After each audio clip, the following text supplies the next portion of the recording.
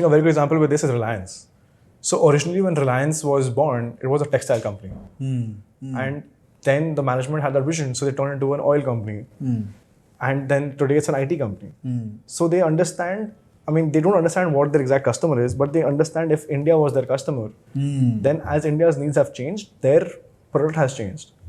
मतलब ये मेरे को याद है कोई बोला था बचपन में at some point कि उस टाइम में उन्होंने मुझे कहा था कि जो इन्वेस्टर रिलायंस लिया था स्टार्टिंग में वो टेक्सटाइल सोच के लिया था, लेकिन उसका कमाई हुआ ऑयल के चक्कर में। और अगर उसके आज शेयर है, this is something I am adding, is now he have made money because of IT. And I think probably in the next 10 years अगर अपने ये बात कर रहे होंगे तो अपनी बात करेंगे कि they made money on finance.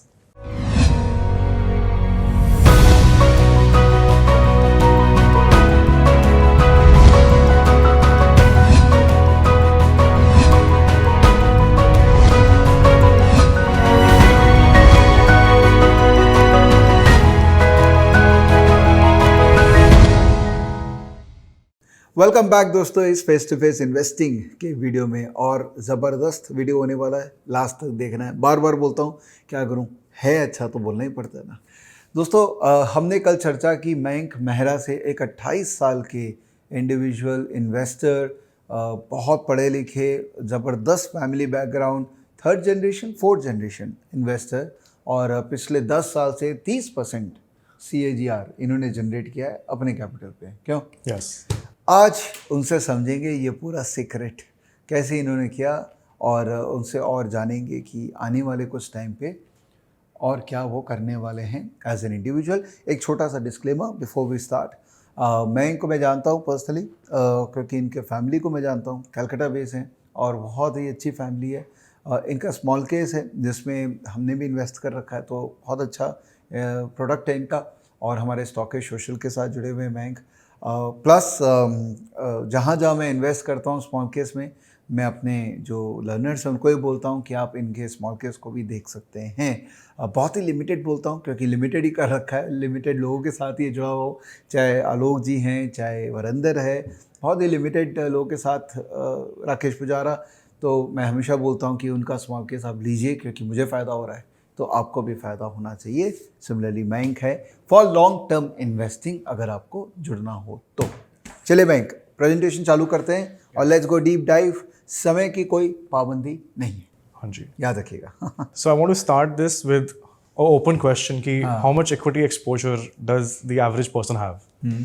And I think our internal survey said कि around 14% is the average Indian household का equity exposure, inclusive of mutual funds and all of it. Okay, तो डायरेक्ट और इनडायरेक्ट इक्विटी दोनों हो गए। सब मिला के। हाँ जी, बहुत अच्छा नंबर है 14% तो। बट उसमें मेरे को लगता है कि एक कैवियट है कि जो मच बिगर इन्वेस्टर्स है ना, वो एवरेज को स्क्यू कर देते हैं अपवर्ड्स। ऑफ कोर्स, बट ये वैल्यू टर्म्स में है। हाँ जी, बरोबर है। बट ऑल्सो इसमें the reason of this question is, मतलब what we are trying to do is, एक परसेप्शन है विद इक्विटी इन्वेस्टिंग। मतलब अगर आप किसी को बोलते हो ना कि किसी के पास अगर 100 रुपये है, उसका बोलो 80 रुपया रियल एस्टेट में लगाने के लिए, वो सोचेगा भी नहीं, वो इंस्टेंटली कर देगा।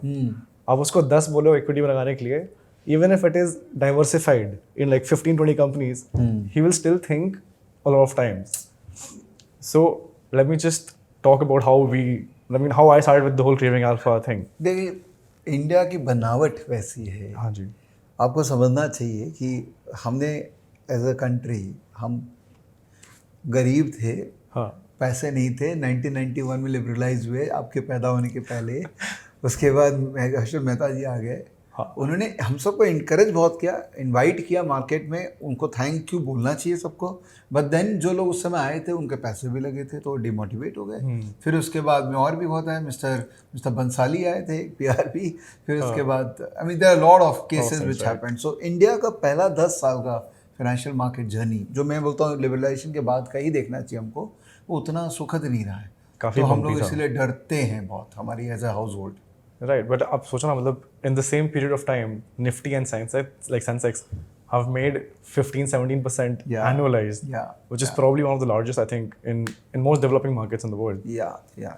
तो yes, एक feeling of missing out तो है कि as a country, as a households, we have not been able to generate so much wealth. But please आप इससे डिमोटिवेट मत होइएगा, बिकॉज हमारे पास गोल्ड है। गोल्ड है जो हमको हमेशा बचा के रखता है, at least as a source of security we have gold and some real estate. But we take your point, equity important है, मैं उसको डिनाई नहीं कर रहा. हाँ जी, like, but let's first talk about my journey as such. So 2015 में when we started, I started as a blog. जैसे अपने कल बात कर रहे थे कि by this point मेरे को समझ में आ गया था कि मेरा niche ऑटो सेक्टर है, मेरे को इन्वेस्टमेंट ही करनी है, तो इसलिए एक माइंड पीस की तरह started a blog because the blog had the perfect mix of privacy which Twitter did not have. कि अगर कहीं कुछ गलत कर रहे हैं, again मतलब being a legacy investor ना, वो होता क्या है कि you have a lot of goodwill, so you can't mess with it. तो वो चालू किया 2018 में. I started the RIA individual license लेके. Okay. But हो क्या रहा था when we were pitching, then no one, like, the credibility was missing. So and also like I had to figure out कि exactly what is that niche which I'm bringing to the table. मतलब क्या होता है कि अगर सब लोग वही वैल्यू इन्वेस्टिंग कर रहे हैं, तो माय क्वेश्चन वाज कि कोई मेरे पास क्यों आएगा. बट जब वो नीश मिल गया, फिर अपने स्मॉल केस में October of 2020 we launched the portfolio that we have, and since then we have clocked a 42% CAGR which is 23% more every year than the benchmark. Like I mean अभी के हिसाब से लास्ट ईयर और अब में market बहुत बढ़ गया है, but from last year this time till January when the markets were bad, we had still made 15-17% for the clients. But we'll get to that eventually. Yeah. इसमें आपने एक बात नहीं लिखी, then you became part of StockEdge Social also. That happened very recently. That thing happened in like the past 6 months. I think जब से मैं StockEdge Social का part बना, तब से market has gone into like the bull. Yes. हाँ जी, so coming into what is our why, like why do all of this? And I strongly believe that the purpose of any business is to make the world a better place. मतलब जैसे आप जो कर रहे हो ना, which is hats off to the entire passion of building a business which is dedicated to creating this awareness and educating people. So what, like, I had to find my purpose. Correct. But वो चालू होता है in 2010 when I bought Balkrishna for the first time, and I was buying it for every year till one point I realized कि अगर investor बनना है तो और companies भी खोजने पड़ेंगे because वो भी बढ़ते जा रहा था. Yeah. So in 2016, I bought the largest horn maker back then, Minda Industries, and even that gave like phenomenal wealth creation. Right. And then I bought NoSell. तो हुआ क्या था कि 2018, like back then I had the concept कि एक साल में एक ही स्टॉक लेंगे, because again उस टाइम और अब में the technology improvement in research has changed phenomenally. मतलब 2010 में मेरे को literally चिट्ठी लिख करके एक annual report मंगाना पड़ा था. But now that's happened. So in 2018, my portfolio 80% was just auto stocks. And and 2018 में auto stocks were in a bad market. That is when I realized कि cyclicality is real. No matter how good a company you have, cyclicality will hit you at some point. तो फिर वहाँ पे I had to start moving out of auto, and the first company we bought was Emphasis, which again, touchwood, made great wealth for us. So since then till 2020, in that period I would have clocked 40% CAGR if these were the only stocks in my portfolio. Okay. But because we also had a lot of bad bets, we clocked a 30%, 32% CAGR for that 10-year period, which is again not bad. वो तो bad bets तो होंगे. हाँ जी. But it's necessary to acknowledge. अच्छा. कि अगर खाली ये करके सो जाता, तो there would be like a 10% CAGR more right through. But ये तो बाद में पता लगा कि ये करने से सो जाते तो हो जाता है, तो postmortem है. हाँ जी, like that is the whole thing which leads into the creation of what we did eventually. Correct. तो यहाँ पे हम लोग को ऐसा समझ में आया, and then the whole and in the past 3 years since 2020 till now, that same portfolio जो अगर अपने करके सो जाते had still generated 36% CAGR. But the questions were कि क्या अगर कोविड का रैली नहीं आता तो भी अपने वैसा रिटर्न क्रिएट करते कि नहीं. Correct. And then इस पूरा 13 साल का पीरियड में there were a lot of times when जो स्टॉक्स मेरे पास थे were not performing and other stocks were. Correct. और उसमें क्या हुआ कि लगता है कि मतलब am I on the wrong side, because investment में मैंने सीखा है कि frustration is a big problem, और वो बहुत रियल चीज़ है. अच्छा. जैसे आप सोचो ना, आई थिंक बहुत कॉमन एग्जांपल है विद ITC. हाँ. वो 5, 7, 8 साल नहीं चला था. Probably everyone was so frustrated that they let go of it. Yeah. फिर वो 190 वाला went right to 500, and I think जो भी 190 में बेचा था ना, वो तो नहीं ले पाया होगा. So that comes up with the whole concept of creating a system, like of, जैसे वो बोलते हैं ना रेड एलियो में कि like Bridgewater, उन्होंने एक पूरा एक probably today world's largest hedge fund was built on something that he built, like his principles. तो होता क्या है कि that way you have a legacy which you leave behind and your team into perpetuity knows how to operate. तो अपने recently in the past 3 years 4 years I was working on the whole idea of creating that principle, right? Like मतलब what is our niche कि अपने क्या कर रहे हैं. Okay. Which starts with our key learnings. कि मतलब हमने सब सुना है कि concentrated portfolios make you rich and then diversified portfolios keep you rich. Correct. But वो ठीक है, लेकिन उसमें आपका लक के ऊपर बहुत बड़ा रिलायंस हो जाता है because you don't know if that will work out and the probability of each time when you buy a new stock I think the probability of the next stock becoming a multi bagger reduces dramatically. ये क्या logic है? Law of statistics है ना. अब जैसे होता है कि ऐसे मैं बालकृष्णा लिया, उसमें I made multi bagging returns. Now had I bought another, इसमें एक्चुअली क्या है, I think scientifically because it's the same industry ना, probably had I bought another tire company, I would have not made that multi-bank returns because Balkrishna was doing such a good job कि its competitors were not making any money, right? Oh, of course, yeah. So that's why Balkrishna stock has outperformed. Correct. तो at one point क्या होता है, this is very common with people who are into pharma industry, right? तो होता क्या, their entire portfolio looks like all pharma stocks. उसमें क्या है, अब with pharma it is very common कि कोई stock अचानक से multi-bagger हो जाता है. Correct. But वो generally हर industry में नहीं हो पाता है. Right, right. तो the odds of the next tire company that I might have picked was probably much lower than Balkrishna's returns. Okay. But then again, I got lucky कि I was in the industry like auto, जिसमें इतना सारा moving parts था, तो I could pick another stock and get lucky again. Right, right. But this is not something I can build a institution around. तो फिर अपने को समझ में आया कि focus on a few sectors is not a great idea. Okay. Because again, your knowledge, your learning curve starts saturating ना, अगर आप एक ही इंडस्ट्री में घुस रहे हो. Okay. And the biggest awakening I realized was cyclicality is a very real issue. Seasonality will always catch up with you. And scale becomes a problem. Like this is something we faced 3 years, 2020 July. Okay. We got Rajratan wires. Okay. उसमें हुआ क्या था कि they had a tax holiday in Thailand. And because of China shutting down, every tire company wanted their wires from Thailand. Yeah. So ये अचानक से it went from being a part of a competitive market to a monopoly. But उस time में क्या हुआ कि this was a 250 crore market cap company. तो it was a liquid. अब अगर मेरे को फॉर एग्जांपल 2 करोड़ इन्वेस्ट करना है उसमें, तो 1% मेरे पास आ जाएगा. एक लिक्विड कंपनी में 1% अगर आ गया तो वो निकलेगा नहीं. So there's something wrong with it. नहीं तो आएगा ही नहीं. So we had conviction, we had capital, but we could not buy into it. छोटा भी नहीं. नहीं, छोटा तो मिला ही ऑब्वियसली, मतलब लाइक नॉट इनफ. हाँ, नॉट इनफ. स्टोरी के हिसाब से आप उतना बड़ा स्केल नहीं कर पाए. हाँ, मतलब तो ये तो इंडिया में प्रॉब्लम है ही. जितने भी स्मॉल कैप्स हैं तुम देखो. हाँ जी. इतने अच्छे अच्छे स्मॉल कैप्स है, चीप वैल्यूएशन पे पड़े हुए हैं.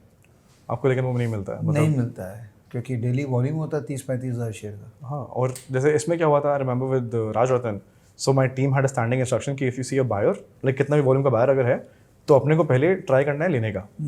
तो हो क्या रहा था कि मतलब I think in a day we could not buy even like 500 equity, like 500 stock भी बहुत मुश्किल से अपने को मिलता था एक दिन में. और उसमें आई थिंक 20 रुपये का तो खाली टिक था. 250 रुपये का शेयर में, हाँ लाइक 250 का शेयर में अगर 21 रुपये का फर्ड रहता है तो वो 10% के अराउंड में स्लिपेज कॉस्ट हो गया. So again, so with how all do you these, solve these problems? हाँ जी, we are coming to that. Yeah. So now what we came out with was we realized कि on scale 25-30% CAGR is decent. Okay. But the idea is it has to be very scalable, which brings us to our entire concept of अगर मैं like जब scale का issue था ना, if I get a 40% return on 35% of my capital versus a 14% return on my entire capital, Okay. it is the same absolute sum. Yeah. क्योंकि दोनों 14 लाख रुपए ही होता है और 14% on 1 crore is much easier, much more scalable and it is much more relaxing. क्योंकि इसमें risk के लिए कैपिटल ज़्यादा चाहिए, तो आप कैपिटल ज़्यादा डाल रहे हो तो रिस्क ज़्यादा कर दिया. लेकिन अब वो ये ना कि आप देखो ना, अगर आप 20% का रेट पे ग्रो कर रहे हो, ठीक है, at some point your capital will expand to that figure.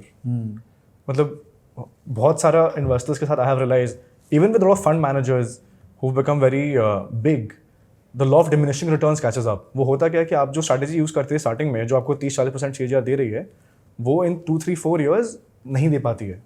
And होता क्या है कि because your risk profile also start shrinking, the risk of you making a bad investment just because you have to deploy your capital and that investment blowing up is very high. Okay.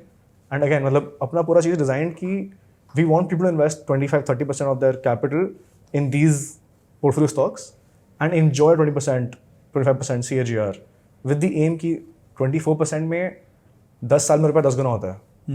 But it doesn't stop there. मतलब India's investment market is really young. So if you invest, अगर कोई सोचिए अगर आप 1 रुपये में invest करते हो आज तो 10 साल में 10 होता है, फिर in 20 years वो becomes 100, 30 साल में 1000 हो जाता है और 40 साल में वो 10,000 होने का कैपेसिटी रखता है, which is easily from a 24% CAGR वाला aspect. But now again, if you start trying to do the whole and the best part is you can park your entire capital in something like this, which is sustainable, scalable and sustainable, and then you can start hunting for these small caps, right? Okay. Matlab, if I had this structure in place, probably with Rajratan, I could have met the management and placed like a few percent of their equity, because then I could have been able to फिर वो structure वैसा बन जाता जहाँ पर अगर मेरे को कोई एक कंपनी पसंद है अपने एक साइजेबल सम डाल सकते हैं.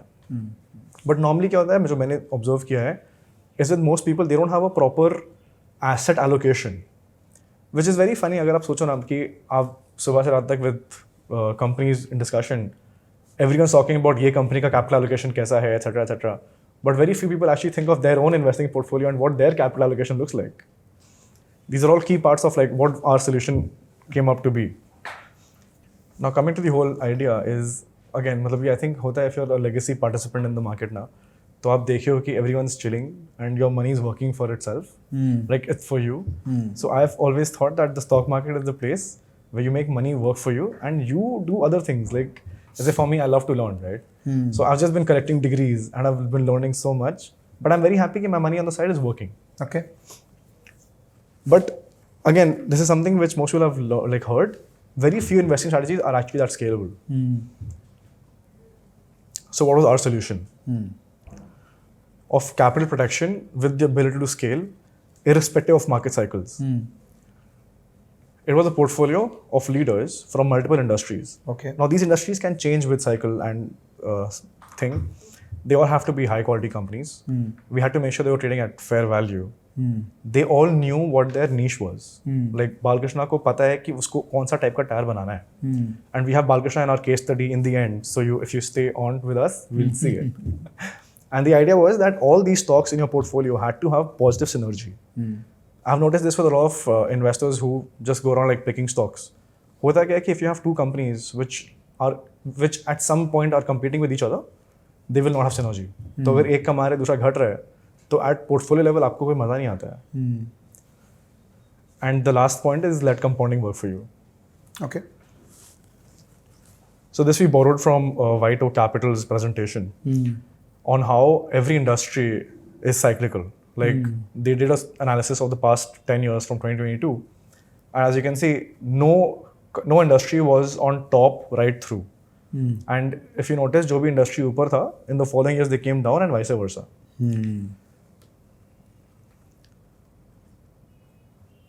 Like for example, with 2020 and 2021, IT services made a killing. But in 2022, they were not really good. और mostly क्या होता है कि the average जो retail investor है जो जनता follow up करके लेती है वो top में लेते हैं. Correct. तो वो normally ये cycle में फंस जाते हैं. Fair point. It's a great slide. कहाँ ये White Oak का presentation? जी हाँ जी. Very good. And there's one more. So again, White Oak's presentation on multi-factor models which have recently caught up. Even they have the same problem कि एक certain factor will not work forever. जैसे 2022 में momentum was king. And then I think last 2 years value was king. So it churns. Interesting. Now the idea is where we come from is, however, some industries are designed in a certain way where they're actually fundamentally making money, almost consistently. Some companies are near consistent, whereas some are very highly volatile. जैसे अगर आप देखो with paper and mill companies, right? They've had a very high fluctuation of returns. So like that, वो एक है. Even with PSUs, for example, PSUs have not been the best performing companies for right through, but then when they move up, then No one can stop them. Like they showcase it. Like we've seen in the past 2 years. Yeah. It's been a dream rally. Now the ideal portfolio, and this is something which anyone can do right from their home, is the idea is to come up with companies which have underperformed in the past, like industries, which have lacked public attention, or even better, which have had negative public attention. अच्छा. Jैसे ITC at some point had very negative public attention, but the fundamental of it kept getting stronger. Interesting. Same thing with Exide. Like last year, we were personally very bullish on Exide for the same reasons. हुआ क्या था with Exide was at some point they had lost their niche. So from being a hardcore battery operator, battery manufacturer, they went and had an insurance company in themselves. Yeah. And अपना जो पूरा point है ना कि अगर कोई company को उसका niche पता है और वो is king in that business, you have to wait for it to come back to its kingdom, right? सही है. तो वो गए घूमने देखे एक समझ में आया नहीं समझ में आया. Then when they sold it to HDFC Life, we became very bullish on that because we were like, अब ये घर आए हैं. And look at the way they are coming back, huh? I think EV के अंदर में बहुत बड़ा expansion चल रहा है उनका बैटरी का. To an extent बहुत बड़ा value unlocking भी हो गया ना because then HDFC Life का भी stock price बढ़ गया dramatically. So the whole thing falls in place. अच्छा उनका क्या stock मिला था क्या उनको? हाँ जी. HDFC Life का. Oh, it was a swap deal. Yeah. So ये contrarian approach है. In a way, because again मतलब अपने को euphoria बेचना है at any point, because the idea is होता क्या ना कि a company goes from a value stock to a euphoric story very fast. Like this happened with Laurus Labs. Seriously. I think इसका सबसे सुंदर story था with Tata Elxsi. So I had it in my personal portfolio at one point because again the whole auto wala thing was happening for me. We had it at 600. And at 600 nobody understood कि ये करता क्या है, animation क्या होता है, and the whole like console के अंदर में उन लोग system बना रहे हैं. Everyone thought it's just like a hoax. When it was at 10,000 and we had again sold it somewhere around 7 to 10 के बीच में we had sold it somewhere. At 10,000 I had people coming and telling me about how this was the next big thing, and I was like, see, this is where I want to sell it. Yeah. So euphoria is very visible in the market. So stocks जहाँ पे बहुत ज़्यादा euphoria zone में चला गया है stock, there are many stocks at this moment जहाँ पर momentum बहुत high है. And I am a momentum investor, तो मुझे वो stocks बहुत पसंद है. क्योंकि उनमें momentum आ रहा है, but obviously मैं exit बहुत जल्दी कर लेता हूँ. हाँ जी. That's a classic strength which a good momentum investor has कि reversal दिख रहा है तो चुपचाप निकल जाओ ज़्यादा. वो requirement है for a momentum investor. Exit is a requirement. But आप लोग अवॉइड करोगे, आप लोग बोलोगे जो गिरे पड़े हैं उनमें ध्यान दो. हम लोग वो यूफोरिया में like probably like touch wood God's been kind, we've been able to call the next euphoria in time. जैसे recently again I'm sure like StockEdge can bear because we shared these stories. Yeah. So we were very bullish on Phoenix Cables. Yeah. When no one was interested in it. Correct. And I was like, like what is wrong with everyone? But ठीक है, so we had it and we started buying it for the small case. Yeah. At 500 to 600 we bought it. At 700 also we bought it. And at 900 when like it became a story stock, we sold it and we walked away. And I think we bought Supreme Industries, which was again at 2300 or something. Yeah. And when that moved, इसको भी अपने बहुत बढ़िया return में बेचे. And I think most recently we bought healthcare. 4 महीना पहले कोई बात भी नहीं कर रहा था इसके बारे में. So we were bullish on KIMS, on Polymed, and we made 40% each. We walked away from that. And then we had also we did with Indigo. We were very bullish on Indigo. I remember even on StockEdge, people were asking me, "आप क्या कर रहे हो with Indigo?" And I was like, "See, that's the thing. Because no one wants it. At 1900 we bought Indigo. At 2700, Indigo had turned into like this dream stock कि अब ये कुछ भी हो जाएगा." And we sold it and we walked away. And आप देखो ना, like even though Indigo had the best quarter result, the stock tanked. Yeah. I think now it's back to like a good, respectable price. वो market 6 महीने आगे का pricing कर लेता है. करेक्ट वही. एंड हम लोग 6 months earlier than market what it is. Yeah. And I think like because I don't think I'm that fast, I'm very like I need that comfort zone में चाहिए because अब वो ये ना कि अगर अपने एक perception change कर रहे हैं तो मेरे लिए for my clients my more important thing than returns is to manage expectations. Correct. मतलब for example if you have a celebrity investor, if their portfolio sees a 10-15% drawdown, their clients will not panic. क्योंकि उनको पता है कि हाँ सामने वाला 30-40 साल के बाद मतलब किसका एक्सपीरियंस कर रहा है, he knows what he's doing. Yeah, there are many examples जिनका अंडर परफॉर्मेंस चल रहा है but client are not having any problem. हाँ, because to an extent उनको वो confidence है ना कि ये it will come back and they will make money. and I'm sure they would. उनका क्लाइंट का एक्सपेक्टेशन भी रियलिस्टिक है, पता है। कोई बहुत बड़ा फंड मैनेजर एक है, मीडिया में चारों तरफ है, उनके क्लाइंट से मैं बात करता हूँ तो एक्सपेक्ट ही करते हैं 12-13% आ जाएगा ना, ठीक है, अंडर परफॉर्म कर रहे हैं। और क्लाइंट भी ऐसा नहीं है कि एग्जिट करना चाह रहे हैं, बोलो 12-13% में ठीक है। ये मैंने देखा है, जिनका बड़ा पैसा शेयर बाजार में होता है उनका एक्सपेक्टेशन बहुत म्यूटेड होता है और क्लैरिटी रहता है। कोई भी 20-22-25-30% की बात ही नहीं करता जो बड़ा पैसा लगा। हाँ, डेफिनेटली। और ये मतलब नाउ इवन वी आर, मेरे को भी वो आ रहे हैं such clients for the same mindset कि मतलब आप 14-15% शांति से दे दो, हम लोग को और कुछ नहीं चाहिए। वो पैनिक वाला फील नहीं आना चाहिए at any point. Correct. And that's reasonable and I think वहीं पे स्केल होता है। Moving on to the portfolio, so that's the first leg. The second is that portfolio should have a mix of everything. मतलब थोड़ा momentum ज़रूरी है, क्योंकि अगर अगेन जैसे मैं स्टार्टिंग में बोला था कि as investors cash flow is a requirement, that one small portion of the momentum in the portfolio gives us that cash flow requirement. क्योंकि आप वो चर्न कर रहे हो तो एक सेटिस्फैक्शन है कि हाँ ठीक है। And the other thing is कि ROE टर्म्स में ना this churn helps you rebase your capital upwards. मतलब for example, if I buy a company at 100 and if it's at 900, I don't sell it. It comes down to 700. I will not be panicking. I buy a company at 100, I sell at 900, I buy something else at 100 again. I can scale up on that. I have more shares in an equity perspective. Plus, अगर वो 10% भी घटता है ना, तो I will go back and recheck my thesis. तो मेरे को ये पता रहता है कि क्योंकि हमने रीबेस कर लिया है, we know कि how much of the drawdown can we expect. And diversification is like, I think every mature investor will understand and feel the same way कि diversification is the only free lunch. But अब क्या है कि I think ETFs have come up in these past few decades which are phenomenal. And अगर आप India में हो and if you are a mid to large cap investor, if you have more than 50 companies, then you will not outperform the Nifty. क्योंकि at that point आप at somewhere you're mimicking Nifty ना. So 15 से 20 stock का एक sweet spot है। हाँ जी, उससे ज़्यादा नहीं करना चाहिए। अगर उससे ज़्यादा करना है तो ETF में डाल के छोड़ दो। जैसे हम लोग ये किए थे, so in December, because I was in the US that time and I had seen that वहाँ पे companies like Apple and Amazon, Facebook were dirt cheap valuation wise and they were raking in cash. मतलब phenomenal cash flows they had. India there's an ETF called Mafang. Again, I'm very vocal about Mafang on StockEdge also. Yeah. Which invests in the top 10 companies of Nasdaq.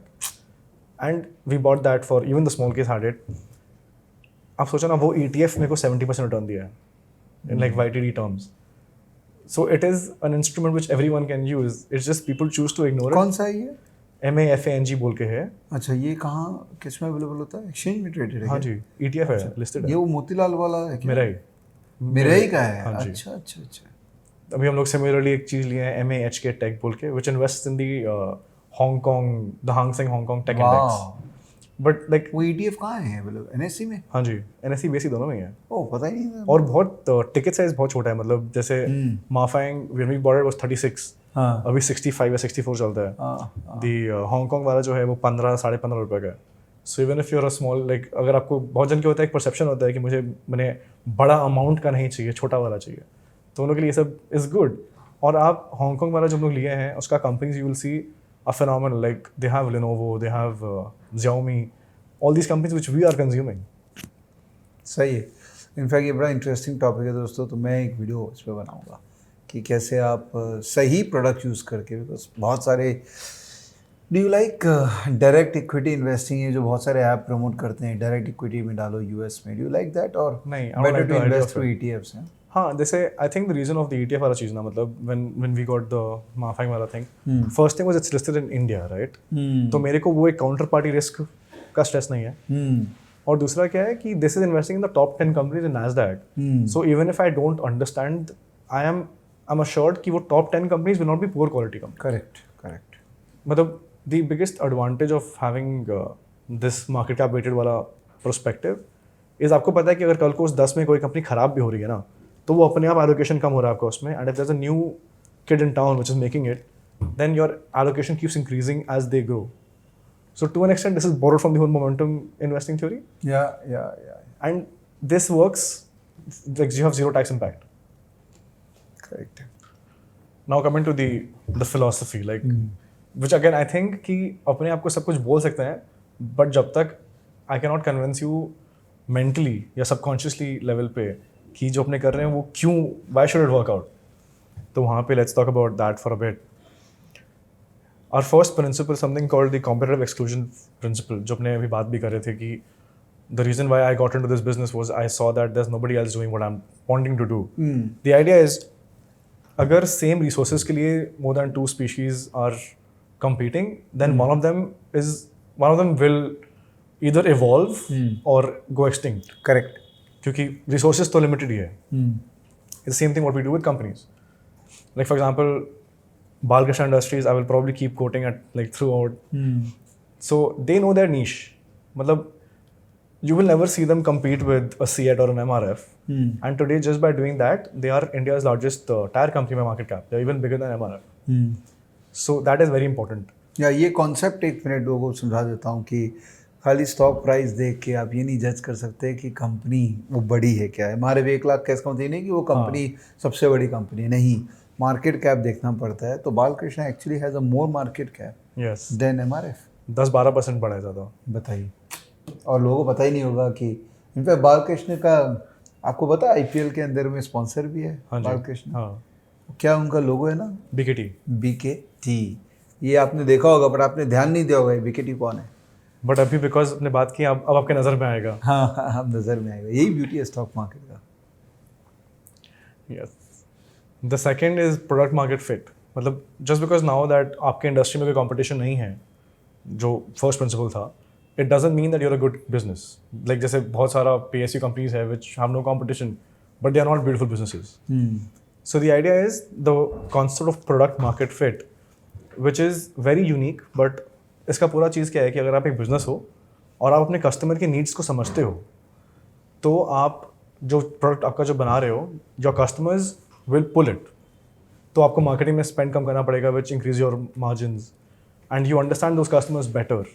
So at any point, even if there is competition, eventually you will have the first position to respond. इसका I think the best example that we can think of is Apple. So technically people originally, like right at the beginning, लोगों को लगता था कि Apple and Microsoft were the same company or they were competing with each other. But Apple found their niche when they made the iPhone or the iPod, and then they built the entire environment behind it. And today people just buy an Apple irrespective of anything. मतलब जिसको अगर Apple लेना है तो उसको Apple ही लेना है. उसके लिए फिर और कोई ब्रांड प्रॉब्ली एग्जिस्ट भी नहीं करता है. So वो बहुत important है. And a lot of companies in India have found this. Like something like I think a very good example with this is Reliance. So originally when Reliance was born, it was a textile company. And then the management had that vision, so they turned into an oil company. And then today it's an IT company. So they understand, I mean, they don't understand what their exact customer is, but they understand if India was their customer, then as India's needs have changed, their product has changed. मतलब ये मेरे को याद है कोई बोला था बचपन में at some point कि उस टाइम में उन्होंने मुझे कहा था कि जो इन्वेस्टर रिलायंस लिया था स्टार्टिंग में वो टेक्सटाइल सोच के लिया था, लेकिन उसका कमाई हुआ ऑयल के चक्कर में. और अगर उसका आज शेयर है, this is something I am adding, is now he have made money because of IT. And I think probably in the next 10 years अगर अपने ये बात कर रहे होंगे तो अपनी बात कर रहे होंगे कि they made money on finance. ये इनफैक्ट एक जस्ट एक ऑफ सी इंस्टीट्यूट का एक कॉन्फ्रेंस था, तो वहाँ पर I was also speaker and there was one more speaker Ashish Somaiya जो आई थिंक ओक्ट्री के CEO है. तो उन्होंने बहुत अच्छी बात बोली कि आपके पास व्हाट्सएप में आया होगा कि विप्रो अगर आपने लिया होता 10,000 रुपये डाले होते, तो आज विप्रो का जो आपका होल्डिंग है 400 करोड़ के मुकाबले हो गया होता. तो मैंने आशीष ने बोला कि मैंने अपने पिताजी को ये बात बोली कि अरे आपके पास पैसा नहीं था क्या कि आपने 10,000 रुपये विप्रो में डाला नहीं. तो बोले अरे उस समय विप्रो तेल बनाती थी तेल की कंपनी थी. तो तेल की कंपनी में कौन 10,000 रुपये इन्वेस्ट करता. उस समय सोच रही थी वो कि तेल की कंपनी में इन्वेस्ट करो, तो आज हो गया. तो ये व्हाट्सएप फॉरवर्ड बहुत अच्छा लगता है. हाँ जी. बट द फैक्ट इज कि उस समय क्या आपकी फाइनेंशियल कंडीशन वो है, प्लस उस समय सोच आपकी वो है कि आप उस बिजनेस में उस सिचुएशन के हिसाब से इन्वेस्ट कर सकें. आई थिंक इसमें एक और पॉइंट है कि उस समय 10,000 रुपये बहुत था. वही मेरे को कह रहे थे कि पिताजी को बोल रहा है, बोले पागल हो गया तुम, 10,000 रुपये में तुम्हारा पढ़ाई हो जाएगा पूरा. He was a very nice presenter. Ashish is good. That was true. कभी आशीष को लाऊंगा दोस्तों, बहुत अच्छे हैं वो, नॉलेज विजडम एक्सपीरियंस शेयरिंग अच्छा करते हैं वो। मैंने इनवाइट किया हुआ उनको फेस टू फेस के लिए, बट थोड़ा समय लग रहा है, but he is very good overall market discuss करने के लिए। हाँ जी, चलिए आगे बढ़ते हैं। right. And the last thing is diversification is required because it not only like spreads risk, it also increases your probability for returns. I remember, I think it was an interview with Carl Icahn of some reporter, और उन्होंने कहा था like he used the mental model of tennis games. So his thing was the reason why he diversifies is, for example, if there are multiple tennis games happening, you would want to bet on all of those in a certain probability ratio कि अगर आप कहीं ना कहीं तो जीतो, कुछ तो जीतोगे ना। तो that's how we feel with companies. तो most of our companies, like our portfolio companies, are all different industries. मतलब I would want to buy a company which does only one stream of business and then diversify at my end by buying multiple such businesses which are only doing one business. Okay. Because that increases my probability to hit gold.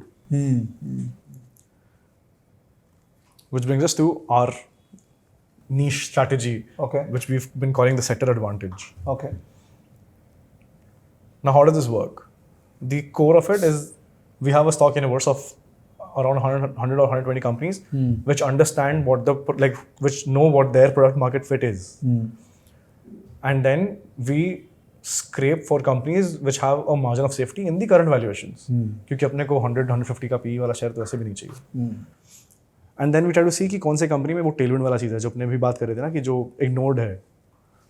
और उसके बाद अपने आते हैं कि valuation sanity पे, मतलब to an extent margin of safety and valuation sanity ties into each other, but there is still a gap. I think like current PE would be valuation sanity while margin of safety would be leverage. And at the end it's optimal diversification.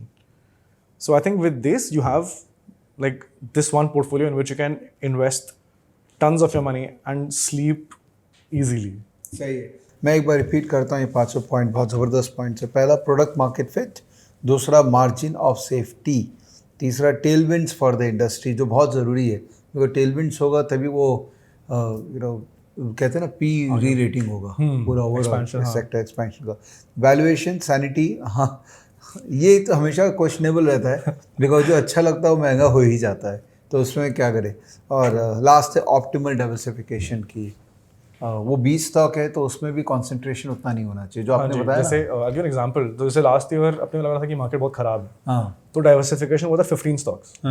जैसे जैसे market started going up और becoming getting more attention, वो 15 से 20 अपने आप हो गया। अपने आप होगा तो इन अ वे रिस्क भी अपना स्प्रेड हो गया कि if any point if something happens, so now my risk is diversified, तो that works. And in those 20 we also have one which is investing in Nasdaq, one in Hong, तो diversification अपने global भी कर लिए।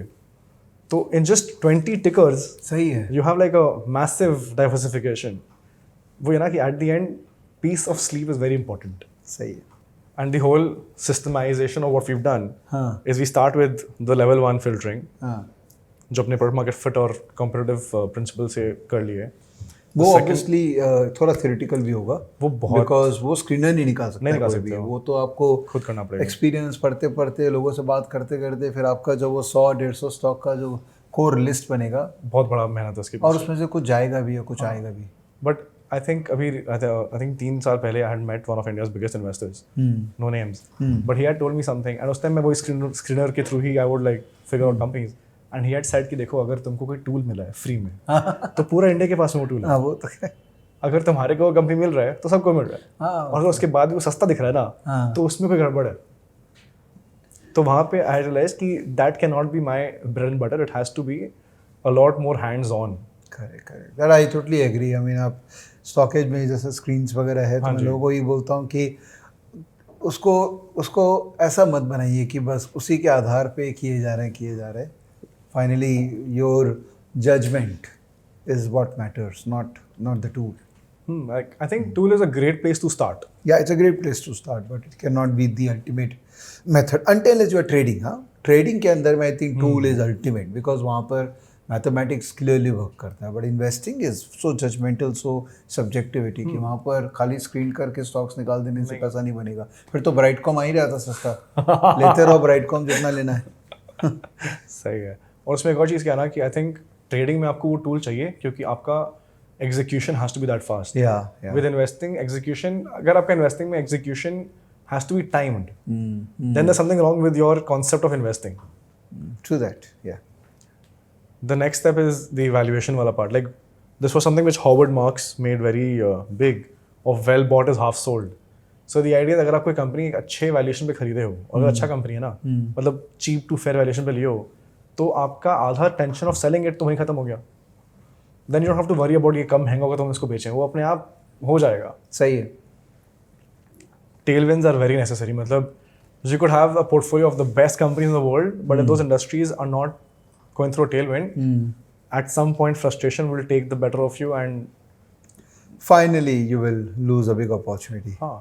I remember I was telling somebody about the whole 24% जो theory है मेरा कि 24% 10 years is 10 times your money. Yeah. But the issue is the reason why I think most of the people who are my clients become my clients is because क्या होता है ना कि वो अब 24% CAGR अगर एक कंपनी 10 गुना एक साल में हो जाए तो भी वो होता है. But do you actually want to be holding on to a company for 10 years and see it not perform? Yeah. And finally is the portfolio construction where we look at that synergies among those companies. Okay. क्योंकि वो मतलब I don't know why more people don't talk about it, but वो बहुत ज़रूरी हो जाती है. जैसे when I was doing it खुद से like for myself and मतलब on a much less complicated system, I had subconsciously become an auto analyst. So even though I was buying multiple auto companies and thinking कि मैं diversification कर लिए हैं, they weren't diversified because it was the same industry. मतलब at one point I remember all the companies that I had invested in were all supplying 80% to Maruti. So technically my risk was just one Maruti. तो diversification का benefit तो हुआ ही नहीं. And this we've been able to systemize with an algorithm, so that just keeps looping. अच्छा, very good. Which is when we do the whole rebalance अपने करते हैं, जो नया company निकलता है, which is like pretty phenomenal to see it work. I'm sure like a lot of people on StockEdge are seeing it work because we write a lot about, we are very vocal about the companies which we invest But in. आपका इतना mind पीछे चलता है वो नहीं पता है ना, आपका तो post देख लिए तो output दिख गया. But there is so much going, the entire machinery is so well defined, well designed. Very good. Now coming to the most exciting part. Yes, let's talk about few case studies. तो हम देखेंगे कि कैसे ये सोच को implement इन्होंने किया है. But first we'll talk about the portfolio as at large का case study. ठीक है. तो ये अपना लास्ट ईयर का पोर्टफोलियो है. तो आप इसमें देख रहे हो कि ये 15 से 18 कंपनी था, but you see all the industries which are involved have no have probably very less correlation with each other, like auto parts and cement. Then you had defense and cycles. Textiles and paper products might have some correlation, but then you had industrial machinery and textiles and tourism. Like आप देख रहे हो how at this point my portfolio is invested in India at large, right? वो पूरा एक package है.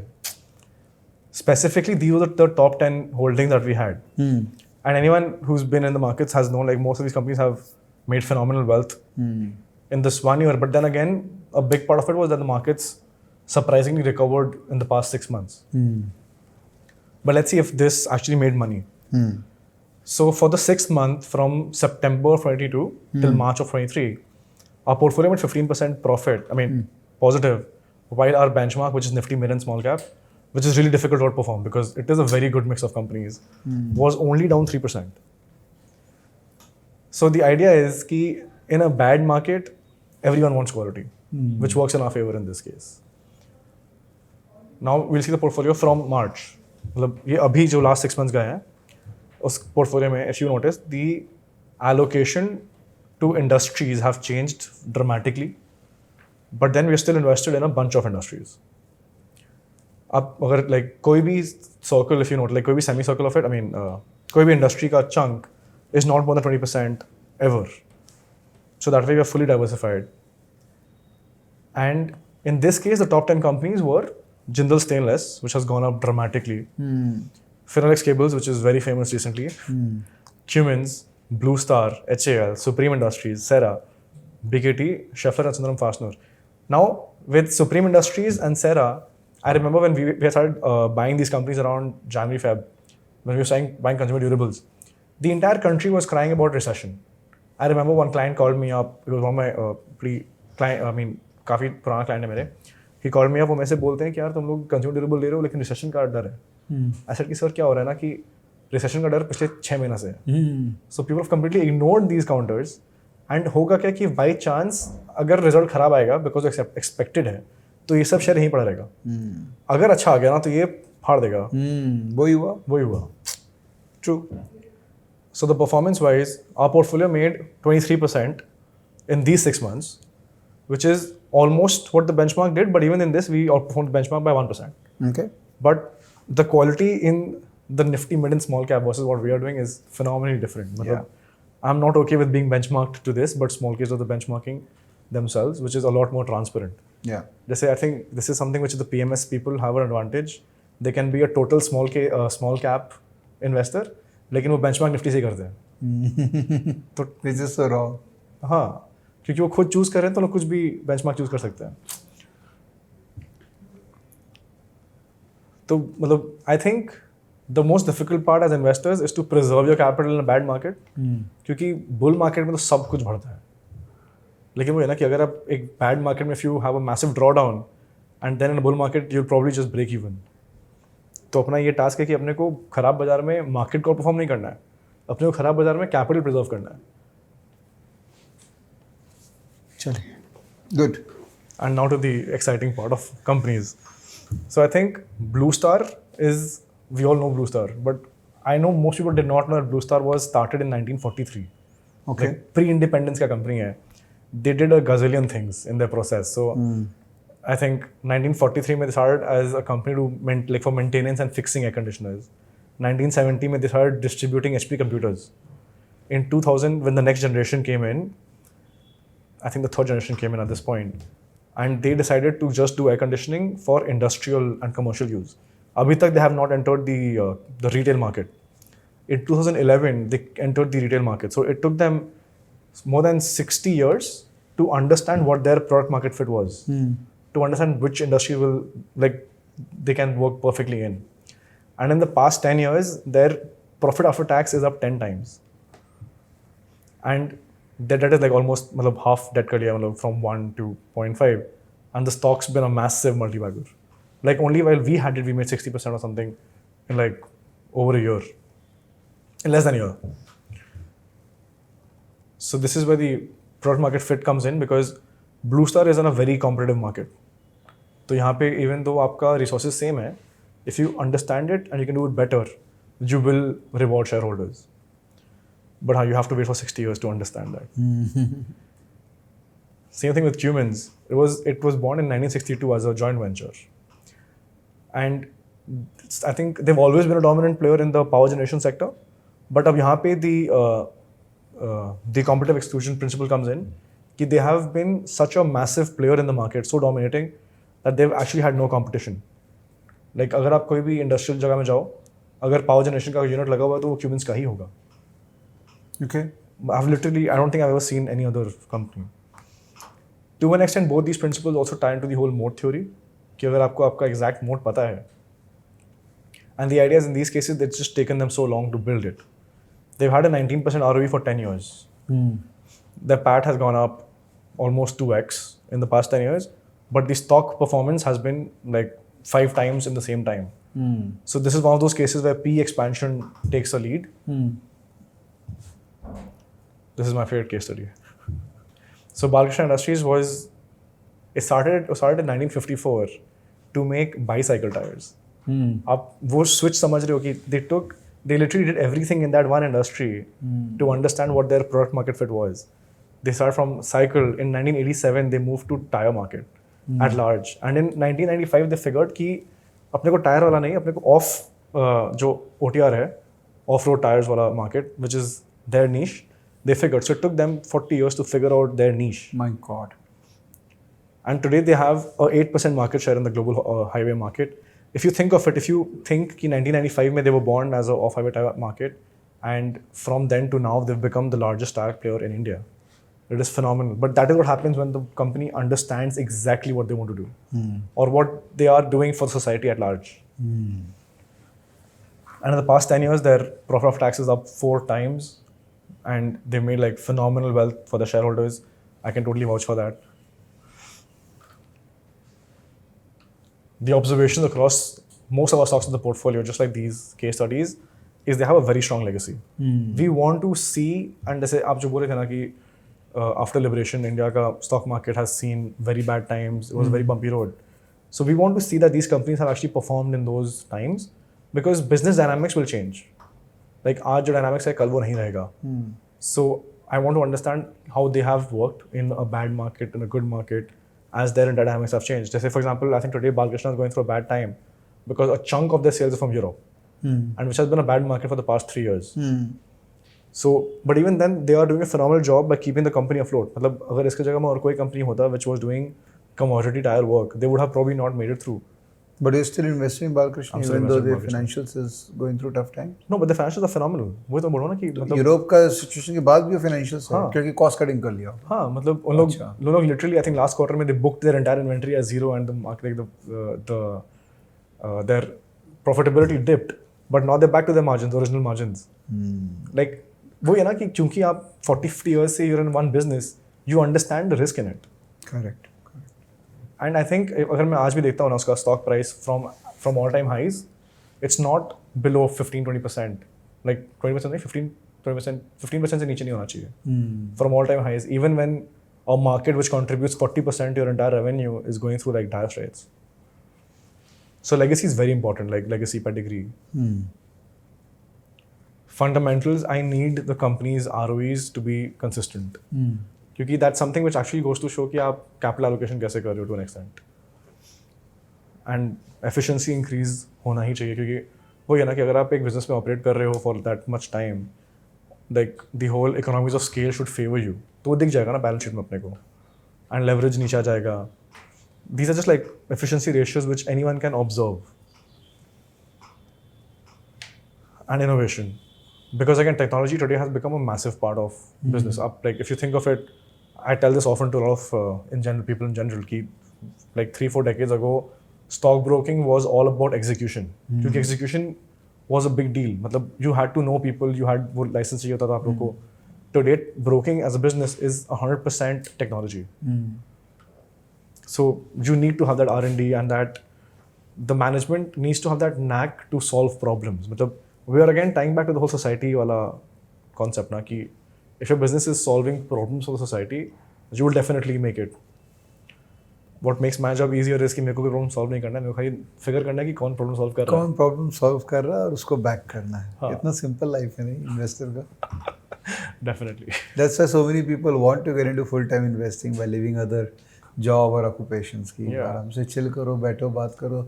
दूसरे लोग तो काम कर रहे हैं हमारे behalf में. वो है ना कि it's a machine where your money works for you. Yeah, amazing. And I think the last thing is the whole product market fit, which I cannot stress more about it. It is extremely important for businesses to understand what their customers need, like who their customers are and what they need. Because वो ये ना कि घूम फिर के होता क्या, I've noticed this firsthand. If you're a company and you're making a brilliant product, ठीक है, but if people don't know कि आपका product क्या problem solve कर रहा है, you spend a ton of money in marketing it. क्योंकि you have to tell people कि देखो ये problem आप face कर रहे हो, मेरा product से वो solve हो जाएगा. But now if you see a problem and you make a product to solve it, then people will pull that product in. Like a very good example of this is WhatsApp and BlackBerry Messenger. At some point, WhatsApp was just doing what people wanted, like that app to do, and it did not need to spend any money in marketing it. It just people absorbed it so fast. Correct. So we need our companies to be doing that. Like this is probably very difficult at large, but दिख जाता है if companies understand the needs of the customer. And कैसे दिखता है? खोजना पड़ता है. Like for example with humans ना, तो आपको like you can actually visually see it. आपको और कोई कंपनी दिखेगा ही नहीं with the whole generation work. अभी कोई कंपनी बताइए जिसमें आप देख रहे हैं. Like for example, with a disclaimer that he may have invested or his clients may have invested, but कुछ भी एक दो company. For example, again, auto के अंदर में ही we have SJS. SJS. अच्छा. So we like it. वो भी ऑटो में ही है. So they make plastic molded parts वाला चीज़. It's a very small company, like 1500 crores का market capital में. Okay. And the idea is, this is one company which is making these parts, and now they have started doing it. पहले खाली auto था, now they're doing it for like Whirlpool and these companies also. अच्छा. And if India is to become the next manufacturing hub, these companies will definitely do well. और इसमें वही है, वो I think 2 decades का legacy है. the average customer that they've had it for over 15 years. Oh my God. And it's recently listed. I think 2 years ago it got listed. They have great fundamentals. They don't operate below 25% margins. Like they've literally been like, they will not compromise with their margins. Like that's the way they've been running the business. And that's what we want. And they're again operating in a fragmented space. Advantage kya hota hai for like an organized player in a fragmented market is when they start seeing economies of scale, they can start buying out smaller players. So market share exponentially starts going up. Correct. Again, I cannot like, मतलब अपने portfolio में ये सब stocks already हैं, Yeah. as we've discussed and mentioned. Yeah. And for example, even with Jindal Stainless, like JSL is a part of our portfolio since forever, and that company has done brilliant work in the segment that they are. They're probably like the second largest in the world in stainless. And now there's a new like a big government like talking about tailwinds. So there's a government regulation which says if there's a bridge near the marine area, then it has to be stainless steel. ताकि corrosion and all that का benefit है. So if you're moving towards a developed economy, all these things will play in our favor. और मतलब ठीक है ना, मेरे को 30-35% CAGR चाहिए और ये सब अगर अच्छे क्वालिटी कंपनी से मिल रहा है ना, तो मेरे को स्मॉल माइक्रो कैप में like why stress? सही है. And I think the last part is the total addressable market. Like at the end, it all comes down to revenue growth. If you have a brilliant business, brilliant fundamentals, brilliant product market fit, everything is like bang on point. But अगर आपका total addressable market बहुत छोटा है, as a investor in the public markets, you will not make it. क्योंकि मतलब उसके पास growth ही नहीं है ना, at some point वो saturate हो जाएगा and then P will have pressure and will just not work for you. Like we need companies whose revenues can expand exponentially. और वो तभी होगा जब अपॉर्चुनिटी जो है वो बहुत बड़ी हो. और अपॉर्चुनिटी आ भी सकती है कहीं ना कहीं से. हाँ जी, कुछ like, भी अब जैसे चाइना +1 अपॉर्चुनिटी अचानक से आ गई, यूरोप +1 आ गई अचानक से. I think इसका एक key example that I have been talking about with the addressable market is Relaxo. So when Relaxo came into it, no one probably thought कि the entire market that they have is all of India. Like you literally have the entire India's population as your market. Correct. तो ये सब again these are all very simple mental models which I think कोई भी use कर सकता है in their daily life. आपके सामने में there are like 1,000 investing opportunities. Use तो कर सकते हैं बट प्रश्न वही है कि कितने लोग एक्चुअल में यूज़ करना जानते हैं और इंटेंट कितने लोगों का यूज़ करने का. सबको आज भी वही चाहिए कि तुम बता देना कौन सा शेयर लेना चाहिए. ठीक है, वो भी वर्क करता है, तेज़ी के बाजार में करता है. मंदी में बस खाली वो बहुत ज़ोर से पिटाई पड़ जाती है उसमें, क्योंकि जिससे आपने पूछा तुम बता दे, वो नेक्स्ट टाइम फ़ोन ही उठाना बंद कर देते. कि ये मेरे साथ दो ऐसा इंसिडेंट हुआ which is again like very legacy incidents. तो एक था कि मुझे एक दिन का फ़ोन आया था एंड ही सेड कि क्योंकि मेरा CFA एंड ऑल दैट है, तो पीपल हैव दिस परसेप्शन कि अगर ये CFA और ये सब पढ़ाई कर लिया ना, तो ये शेयर का नाम देख के बोल देगा लेना है कि नहीं लेना. तो उन्होंने मुझे एक शेयर का नाम दिया एंड 15 मिनट में उनका फ़ोन आ गया था कि क्या लगता है. हाँ ठीक है, तो मैं उनको बोला कि 15 मिनट में क्या ही पढ़ लेगा आदमी. लाइक नॉर्मली अगर मेरे को कोई बोलता है कि कौन सा फ़ोन लेना चाहिए, आप प्रॉब्ली मेरे को वो 2-3 घंटा देते हो रिसर्च करने के लिए कि फ़ोन कौन सा लें. पर कोई स्टॉक में आपको 15 मिनट में आंसर चाहिए, वो पॉसिबल ही नहीं है. सही है. कितना टाइम लगता है टिपिकली? सो अगर मुझे एक बॉल पार्क नंबर लेना हो कि कितने घंटे चाहिए एक स्टॉक को फंडामेंटली स्टडी करके कन्विंस होने में? अगर आप, जैसे मैंने आपको कहा कि हम लोग का universe is somewhere around 90 to 100 companies, with in those stocks somewhere around 3 to 4 hours. Okay. क्योंकि अपने को अपडेट चेक करना है. हाँ, लेकिन नया कंपनी और नया कंपनी उस यूनिवर्स में आता है कि नहीं, that is anywhere between a few weeks to a month, because or like a few months also at some points. क्योंकि आपको जाके मतलब आई हैव दिस मेरे को साइकोलॉजिकल इशू है. अगर मैं एक प्रोडक्ट को टैंजिबिलिटी नहीं टेस्ट करता हूँ ना, तो मेरे को मज़ा नहीं आता है. Like even when we bought Minda industry जब मैं ले रहा था, तो जैसे कैलकाटा में आप जानते हो जो अपना वो बेल्ट है मोटर पार्ट्स वाला, मैं लिटरली वहाँ पे जाके, हाँ मेरे ऑफिस के वहीं पे है. तो मैं literally for like 2 weeks I would go to every store and ask them if they actually had like if this company exists. And the question was not कि एग्जिस्ट करती है नहीं, द क्वेश्चन वाज अगर मैं आपके साथ आता हूँ हॉर्न खरीदने के लिए, आप मेरे को क्या बेच रहे हो? क्योंकि effectively for Minda their duty stops as soon as they give it to their wholesalers, right? The whole thing is the wholesaler कि वो एक्चुअली में कस्टमर को मिंडा का हॉर्न बेच रहा है कि कोई चाइना वाला चीज़ बेच रहा है. सही है. And I was surprised when it was just Minda. तो अगर मैं मानूँ 1 महीना अगर आप ये काम किया और दिन में कितना 3-4 घंटे परपेचुअल काम है हम लोग का। नहीं, कोई एक स्टॉक स्टडी करना हो तो एक स्टॉक तो पूरा 12 घंटा करेंगे नहीं। हाँ नहीं मतलब क्या होता है एवरेज में 3-4 घंटे एक स्टॉक पे दिए दिन में। 3-4 घंटा like I think average, but बहुत बार 25 दिन की है, संडे तो रिलैक्स मारो। हाँ तो 25 × 4 मतलब 100 घंटे। या तो 100 घंटा एक कंपनी को नया सिरा से इवेल्युएट करने के लिए चाहिए मिनिमम, कम से कम। और जितना करोगे और ऊपर उतना अच्छा है, और जितना कॉम्प्लेक्स बैलेंस शीट होगा उतना टाइम लगेगा। अब टाटा मोटर को इवेल्युएट करने के लिए तो पूरा टाटा मोटर में से नहीं होगा। वही होगा नहीं, वो भी एक। और रिलायंस तो किसी के रिलायंस नहीं होगा, बस का ही नहीं है वो, रिलायंस उसको तो इवेल्युएट करना, उसको तो बस चार्ट देख के ही व्यू बना लो। हाँ है ना। बट वही ना, मतलब एक और चीज़ क्या होता है ना, अगर आप कोई कंपनी स्टडी कर रहे हो, you go into this rabbit hole, मतलब आप वो चालू करते हो कहीं से और वो खत्म कहीं और पे ही करते हो। हाँ ये तो है। जैसे राज रतन का मेरे को क्लियरली याद है कि रिसर्च चालू कोई और चीज़ पे हुआ था, like I don't remember exactly कहाँ पे चालू हुआ था रिसर्च, बट वो खत्म राज रतन पे हुआ। And when I told my team that this is what we are buying, my team was like ये आप लाते कहाँ से हो, मतलब because we were like I had like 3 people or 4 people studying different aspects, and Rajasthan was nowhere in that. But वहाँ पर we figured out that the opportunity was not in what we were looking at, but in the wires which go into a tire. सो वही है, value chain का understanding होने से नई नई opportunities दिखने लग जाती है, तो वो बहुत डीप अंडरस्टैंडिंग है। हाँ जी, वो आम आदमी के बस का नहीं है। that is why my profession exists, sir. That's why fund managers exist, that's why they are there, but I'm not here to promote them. I'm here to make sure I give belief to you कि आप भी कर सकते हैं अगर ये कर सकते हैं तो। बट हाँ, आपको एफर्ट तो डालनी पड़ेगी, नहीं डाल सकते हैं तो फिर कोई अच्छा फंड मैनेजर को पकड़ लीजिए, बिकॉज इन्वेस्टिंग जर्नी ट्रेडिंग की तरह नहीं होती। इन्वेस्टिंग जर्नी बहुत ही लंबे अवधि के लिए बड़ा पैसा कमाने की होती है। वहाँ पर सेंसेबल लोगों के साथ जुड़ के इन्वेस्टमेंट जर्नी का पार्ट बनना ही सेंसेबल है। बेस्ट है। ग्रेट, यस, मज़ा आया मैंक, बहुत good.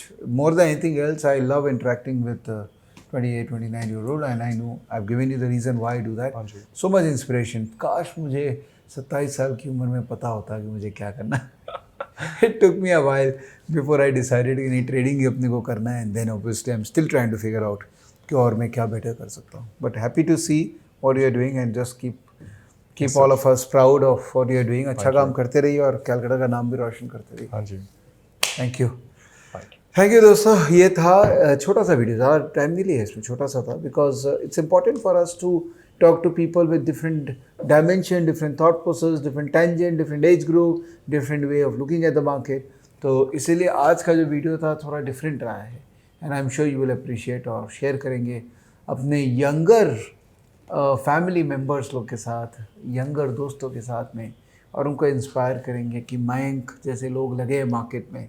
और मैं क्लियरली दिख रहा हूँ आने वाले 20 साल में इंडियन शेयर मार्केट का क्या ज़बरदस्त हिस्ट्री, जोग्राफ़ी, लाइफ साइंस सब कुछ होने वाला है। तो आप अगर नहीं जुड़े अभी तक मार्केट के साथ, तो आप यही मौका है कि connect with people like Mayank, connect with the entire new generation of investors who are coming into the market and going to do amazing work in market. और आप मेरे चैनल के साथ नहीं जुड़े हैं तो जुड़िए। Face to face is trying to bring diversified knowledge from different people with different tenure for all of you। तो आप जुड़ेंगे तो आप कुछ सीखेंगे हमसे। थैंक यू, मिलते हैं नेक्स्ट फेस टू फेस के साथ बहुत जल्द। Bye bye.